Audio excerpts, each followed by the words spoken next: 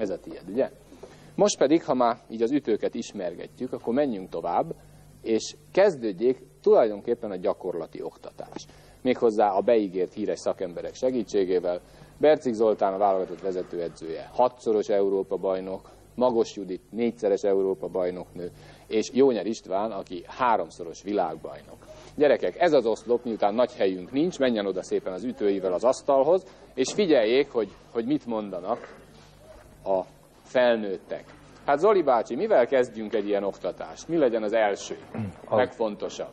Az asztalteni sportágnak az egyik legfontosabb és az első mozzanata az ütőfogásnak az elsajátítása. Ezzel kezdődik az oktatás. Hát gyerekek, próbáljátok egy kicsit idefigyelni, megmutatjuk nektek, hogy kell az ütőt elsősorban megfogni. A kétfajta ütőfogás van elterjedve, az európai ütőfogás és az ázsiai ütőfogás, illetve a tolszár ütőfogást.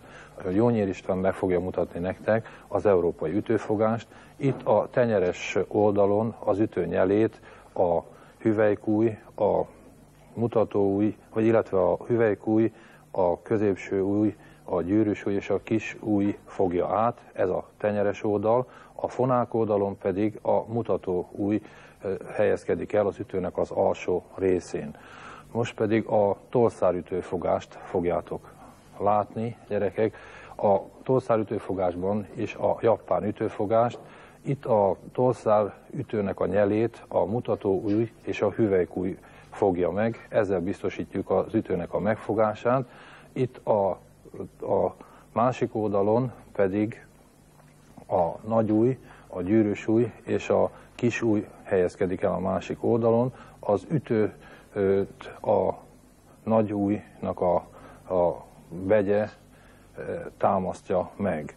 Ezzel szemben van a kínai ütőfogás, itt az a különbség, amint lehet látni, hogy jól látjátok, hogy a mutató új és a hüvelykúj nem érintkezik egymással, itt egy 2 cm-rel egymástól távolabb helyezkednek el.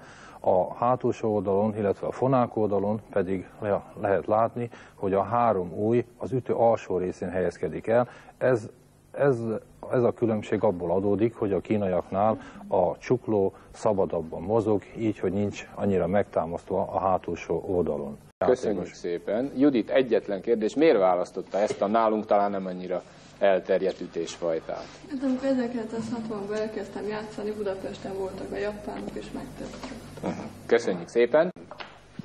Na hát akkor menjünk tovább, gyertek vissza a helyetekre. Ismét ellátogatunk egy picit a válogatott edzésére. Ebben a nagy támadó játékban, ebben a hatalmas kontracsatában egy nagyon-nagyon érdekes taktikai elem is van, amit meg kell tanulni. Úgy hívják, hogy ejtés. Na nézzük. Szemben Magos Judit, az ellenfél Kisházi Beatrix, edzésen a 2 Európa-bajnoknő. Magos tenyeressel, ismét tenyeressel pörget, Kisházi visszaadja, és akkor ejt Magos, majd ismét üt, és megint egy ejtés. Hadd szakítsam félbe egy pillanatra csak az edzést. Azt kellene nekünk elmagyarázni, nagyon szeretnénk megtanulni. Sokan vagyunk, akik kíváncsiak vagyunk. Mi az az ejtés? Amikor az ütőt előre és lefelé visszük, úgy, hogy az ellenfél a másik oldalra röviden pattanjon át a labda. Ezt támadás közben alkalmazzuk, amikor az ellenfél már jó eltávolodott az asztaltól. Tehát előbb kiüti, hogy menjen minél messzebbre, és utána ejtünk, hogy lehetőleg ne éri el, vagy ne üsse meg. Szóval akkor ez egy nagyon ravasz dolog. Igen. Van ám egy lassítónk, nézzük azon, és akkor próbálja ott magyarázni, amit most elméletben Most egy pörgetés van. Már elég messze van be a... Igen. És most jön az ejtés. Alig picit ér hozzá, és egy kicsit túl a háló. Szereti ezt? Én nem szoktam alkalmazni, inkább támadom. És ilyenkor mit csinál az ellenfél? Rohan, mint ahogy tud az asztalhoz? Igen, hogy elérje és egyáltalán visszaadja.